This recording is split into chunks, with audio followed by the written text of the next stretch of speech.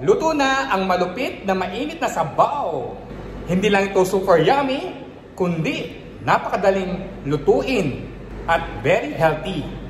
Paano ko ba ito niluto? Aba, panoorin mo ang buong video.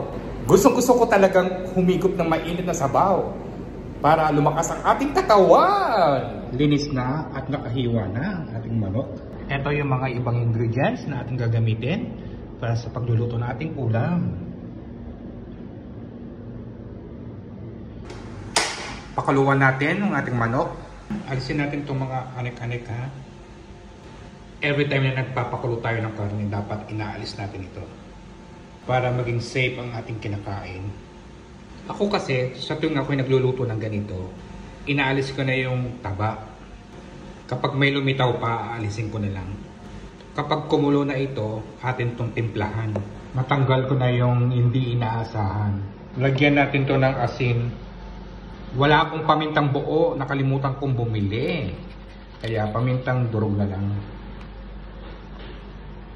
Isusunod ko na itong patatas. Lalagyan ko ito ng kamote. Isunod na natin yung carrots.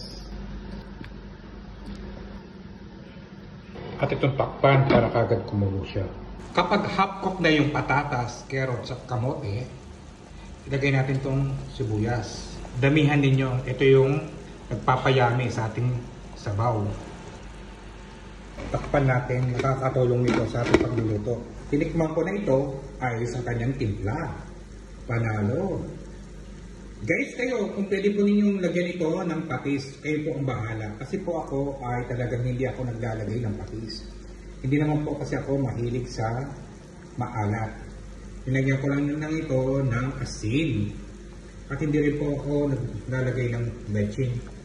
Gustong-gusto ko itong sabaw na ito, yung umaangat ang lasa ng sibuyas.